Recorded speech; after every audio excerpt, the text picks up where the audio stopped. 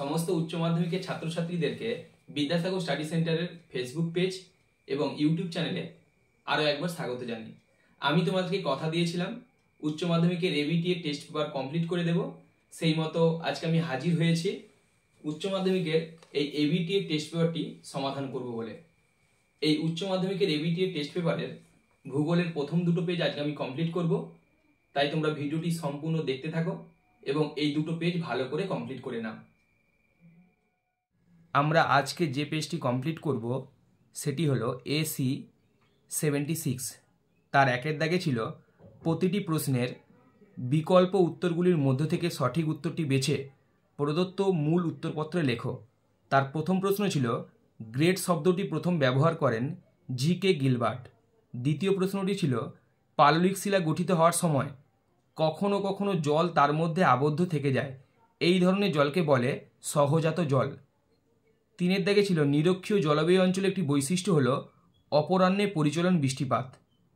চারের দাগে ছিল ভারতের একটি উল্লেখযোগ্য কাস্ট অঞ্চল হলো পাঁচমারি। পাঁচের দাগে ছিল গম্বুজাকৃতি পাহাড়ে কোন ধরনের নদী নকশার সৃষ্টি হয়, এটি হবে কেন্দ্র বিমুখী বা কেন্দ্র বিমুখ। ছয়ের দাগে ছিল মৃত্তিকা পরিলেখর এ স্তর থেকে বি স্তরে পদার্থের অপসারণের পদ্ধতিকে বলে এলুভিয়েশন। সাতের দাগে ছিল সংরক্ষণযোগ্য উদ্ভিদ ও প্রাণীকে যে পুস্তকের মাধ্যমে প্রকাশ করা হয় তাদেরকে বলে রেড ডেটা বুক। পরের প্রশ্ন ছিল একটি মনুষ্যসৃষ্ট বিপর্যয়ের উদাহরণ হলো ভূপাল গ্যাস দুর্ঘটনা। নয়ের দাগে ছিল উদ্ভিদের জন্য প্রয়োজনীয় প্রধান প্রাথমিক পরিপোষকের উদাহরণ হলো নাইট্রোজেন। দশের দাগে ছিল ক্যারিবিয়ান সাগরে ক্রান্তীয় ঘূর্ণবাত যে নামে পরিচিত তা হলো হ্যারিকেন। 11 দাগে ছিল যে কৃষি ব্যবস্থায় নিকটবর্তী শহরে বিক্রি করার উদ্দেশ্যে ফুল ফল শাকসবজির চাষ করা হয় তাকে বলে উদ্যান কৃষি। 12 দাগের প্রশ্নটি ছিল পর্যটন যে প্রকার অর্থনৈতিক ক্ষেত্রের অন্তর্গত তা হলো তৃতীয় ক্ষেত্র। 13 দাগের প্রশ্নটি ছিল ভারতের প্রথম কার্পাস বয়ন শিল্প স্থাপিত হয় ঘুষুড়িতে। 14 দাগের প্রশ্নটি ছিল ভারতের নীল বিপ্লব যে উৎপাদনের সঙ্গে জড়িত তা হলো মাছ। 15 দাগের প্রশ্নটি ছিল ভারতে বয়সলিঙ্গ অনুপাত নির্ণয়ের সূত্রটি হলো মোট নারীর সংখ্যা ডিভাইডেড বাই মোট পুরুষের সংখ্যা ইন্টু 1000, অর্থাৎ বি এর অপশানটি হবে। এরপরে ছিল সোনালী পোশাকের কর্মীরা যে কাজে নিযুক্ত তা হলো পরামর্শ দান। পরের প্রশ্ন ছিল কোনো শহরের মোট জনসংখ্যা 10 লক্ষের বেশি হলে তাকে বলে মহানগর। 18 প্রশ্নটি ছিল ভারতে প্রথম নিউজ প্রিন্ট কারখানা স্থাপিত হয় নেপানগরে। তারপরে ছিল ওজোন স্তর ধ্বংসের জন্য যে গ্যাস প্রধানত দায়ী তা হলো CFC বা ক্লোরোফ্লুরোকার্বন। 20 দাগের কোশ্চেনটি ছিল ছত্তিশগড়ের প্রধান লৌহ আকরিক উৎপাদনকারী অঞ্চল হলো দাল্লি রাজহারা। এবং এই পেজের শেষ প্রশ্নটি ছিল অর্থাৎ MCQর শেষ প্রশ্নটি ছিল সুয়েজ খাল সংযুক্ত করেছে ভূমধ্যসাগর ও লোহিত সাগরকে, অর্থাৎ ডি এর অপশানটি হবে। এরপর আমি চলে যাচ্ছি 2 দাগে নিম্নলিখিত প্রশ্নগুলির উত্তর দাও। তার প্রথম প্রশ্ন ছিল অন্ধ উপত্যকা কাকে বলে। দেখো আমি উত্তরটি খাতায় লিখে দিয়েছি, তোমরা ভালো করে একটু দেখে নাও। কাস্ট অঞ্চলে নদী উপত্যকার যে অংশ সিংহলের মধ্য দিয়ে ভূগর্ভে হারিয়ে যায় তাকে অন্ধ উপত্যকা বলে। এর অথবাতে ছিল সমুদ্র তটের কোন অংশ পশ্চাৎ তটভূমি নামে পরিচিত। এর উত্তরটি হবে সম্মুখ তটভূমির পেছনে স্থলভাগের দিকে অবস্থিত অংশটি পশ্চাৎ তটভূমি নামে পরিচিত। এরপর 2 দাগে ছিল দেখো পূর্ববর্তী নদী কাকে বলে। দেখো আমরা আগের পেজে এই কোশ্চেনটি পেয়েছি। উত্তরটি দেখো ভূমির উত্থানের সঙ্গে সামঞ্জস্য ঘটিয়ে নিম্ন ক্ষয়ের মাধ্যমে যেসব নদী তার পূর্বেকার প্রবাহপথকে বজায় রাখে তাকে পূর্ববর্তী নদী বলে। এরপর দেখো 3 দাগে ছিল পেডিমেন্ট কিভাবে গঠিত হয়। এর উত্তরটি হবে মরু অঞ্চলে পর্বতের পাদদেশে ঢালের ঊর্ধ্বাংশে পলি ও বালি সঞ্চিত হয়ে পেডিমেন্ট গঠিত হয়। তার অথবাতে ছিল গতিশীল বা গতিময় পুনর্যৌবন লাভ বলতে কী বোঝো। এর উত্তরটি আমি লিখে দিয়েছি দেখো মহীভাবক আলোড়নের প্রভাবে ভূপৃষ্ঠের কোনো স্থান উত্থিত বা অবনমিত হলে নদীর ঢাল বৃদ্ধি পেয়ে ক্ষয়ের পরিমাণ বৃদ্ধি পায়, একে গতিশীল বা গতিময় পুনর্যৌবন লাভ বলে। এর দাগে ছিল হিউমিফিকেশন কাকে বলে। এর উত্তর হবে হিউমাস গঠনের প্রক্রিয়াকে এক কথায় হিউমিফিকেশন বলে। এর অথবাতে ছিল শারীরবৃত্তীয় শুষ্ক মৃত্তিকা বলতে কী বোঝো? এর উত্তর হবে যে মৃত্তিকায় লবণের পরিমাণ বেশি থাকার জন্য পর্যাপ্ত জল থাকা সত্ত্বেও উদ্ভিদ তা গ্রহণ করতে পারে না, সেই মৃত্তিকাকে শারীরবৃত্তীয় শুষ্ক মৃত্তিকা বলে। এরপর আমি 5-এর দাগে চলে যাচ্ছি। জলবায়ু পরিবর্তনের দুটি নিদর্শন উল্লেখ করো। তোমরা একটা লিখতে পারো সমুদ্রপৃষ্ঠের পরিবর্তন, আর দ্বিতীয়তে লিখতে পারো হিমবাহের অগ্রগমন ও পশ্চাৎ অপসারণ, বা 3-এর দাগে লিখতে পারো পলিস্তর থেকে প্রাপ্ত নমুনা। এরপর আমি চলে যাচ্ছি 6-এর দাগে শুষ্ক বিন্দু বসতি কাকে বলে? এর উত্তর হবে বন্যার হাত থেকে রক্ষা পাওয়ার জন্য গ্রামের অপেক্ষাকৃত উঁচু স্থানগুলিতে বিক্ষিপ্তভাবে বসতি গড়ে উঠলে তাকে শুষ্ক বিন্দু বসতি বলে। এর অথবাতে ছিল অতি জনাকীর্ণতা বলতে কী বোঝো?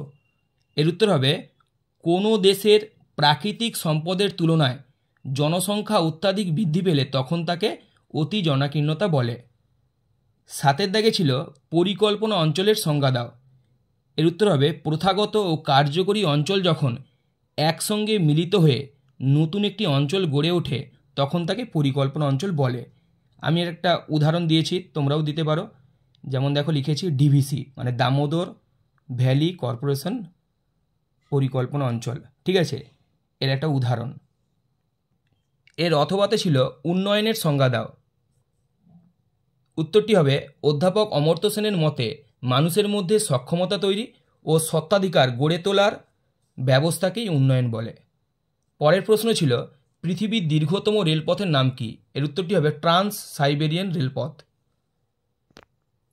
9-এর দাগের প্রশ্নটি ছিল আইসোটোপেন কি? এর উত্তরটি হবে কাঁচামালের আইসোটিম ও উৎপন্ন দ্রব্যের আইসোটিম যেখানে পরস্পর ছেদ করে সেই ছেদবিন্দুগুলিকে যোগ করলে যে কাল্পনিক রেখা পাওয়া যায় তাকে আইসোটোপেন বলে। এর অথবাতে ছিল দক্ষিণ ভারতের দুটি লৌহ ইস্পাত শিল্পকেন্দ্রের নাম লেখো। এটির উত্তর হবে তামিলনাড়ুর সালেম, আর একটা তোমরা লিখতে পারো কর্ণাটকের ভদ্রাবতী। এরপর দেখো 10-এর দাগে ছিল বহিঃক্ষেত্রীয় সংরক্ষণ কাকে বলে, অর্থাৎ এক্সিটু সংরক্ষণ। এটির উত্তর হবে যখন কোনো বিরল অবলুপ্তপ্রায় জীবকে তার নিজের বাসভূমি থেকে দূরবর্তী কোনো স্থানে সংরক্ষণ করে রাখা হয় তখন তাকে বহিঃক্ষেত্রীয় সংরক্ষণ বা এক্সিটু সংরক্ষণ বলে। তোমরা এটার উদাহরণ দিতে পারো, যেমন সুন্দরবনের রয়্যাল বেঙ্গল টাইগারকে যখন চিড়িয়াখানায় মানে আলিপুর চিড়িয়াখানায় সংরক্ষণ করে রাখা হয় তখন তাকে বহিঃক্ষেত্রীয় সংরক্ষণের উদাহরণ হিসাবে ধরা হয়। এরপর আমি চলে যাচ্ছি 11-এর দাগে দেখো অন্তর্ধিত সীমানার সংজ্ঞা দাও। এটির উত্তর হবে নাতিশীতোষ্ণ ঘূর্ণবাতের পঞ্চম পর্যায়ে শীতল সীমান্ত অতি দ্রুত হারে অগ্রসর হয়ে উষ্ণ সীমান্তকে স্পর্শ করে এবং উভয় সীমান্ত মিলে একটি সীমান্তে পরিণত হয়। একেই অক্লুডেড সীমান্ত বা অন্তর্ধিত সীমানা বলে। এর অথবাতে ছিল এল নিনো বলতে কী বোঝো? এটির উত্তর হবে দক্ষিণ প্রশান্ত মহাসাগরের প্রবাহিত উষ্ণ সমুদ্র স্রোত এল নিনো নামে পরিচিত। তোমরা এখানে অ্যাড করতে পারো যে দক্ষিণ প্রশান্ত মহাসাগরের পেরু ও ইকুয়েডরের উপকূলে যে উষ্ণ সমুদ্র স্রোত প্রবাহিত হয় তাকে এল নিনো বলে। তোমরা এটাও লিখতে পারো, কোনো সমস্যা নেই। এর পরের প্রশ্ন ছিল 2023 সালে সিকিমে বন্যার কারণ কি? এটির উত্তর হবে মেঘভাঙা বৃষ্টি। এরপর দেখো ব্যাপক কৃষি কাকে বলে? পরের প্রশ্ন ছিল। আমি ব্যাপক কৃষির ডেফিনেশান আগের স্কুলে যেটা ছিল সেটা একটা অন্য ডেফিনেশান দিয়েছি, আর এই স্কুলে আমি একটা অন্য ডেফিনেশান দিলাম। তোমরা দুটোর মধ্যে যে কোনো একটা করতে পারো, কোনো সমস্যা নেই। দেখো দিয়েছি যেসব দেশে লোকসংখ্যার তুলনায় জমির পরিমাণ বেশি সেখানে কৃষি যন্ত্রপাতি ও জড়শক্তির ব্যাপক প্রয়োগের মাধ্যমে ফসল উৎপাদন করার ব্যবস্থাকে ব্যাপক কৃষি বলে। এই ব্যাপক কৃষির সবচেয়ে উল্লেখযোগ্য একটা ফসল কি বলো তো? গম। মানে ব্যাপক কৃষি ব্যবস্থায় চাষ করা হয় খুব ভালো গম। এর অথবাতে ছিল শস্য সমন্বয়ের সংজ্ঞা দাও। এর উত্তরটি হবে উইভারের মতে কোনো একটি বিশেষ শস্য কতটুকু স্থান দখল করে আছে তার শতাংশ নির্ণয় করার মাধ্যমে ভূমির শ্রেণীবিভাগের পদ্ধতিকেই বলা হয় শস্য সমন্বয়। এবং এই স্কুলের শেষ প্রশ্নটি, অর্থাৎ এই পেজের শেষ প্রশ্নটি ছিল ওপেকের প্রধান কার্যালয় কোথায় অবস্থিত? এর উত্তর হবে ভিয়েনাতে। ভিডিওটি সম্পূর্ণ দেখার জন্য তোমাদেরকে অসংখ্য ধন্যবাদ জানাই। তোমরা যদি আমাদের এই বিদ্যাসাগর স্টাডি সেন্টার ইউটিউব চ্যানেলে নতুন হয়ে থাকো তাহলে আমাদের চ্যানেলটিকে সাবস্ক্রাইব করবে এবং বেল অপশনটি ক্লিক করবে, যাতে আমরা কোনো নতুন ভিডিও দিলে তোমরা তার নোটিফিকেশন পেতে পারো।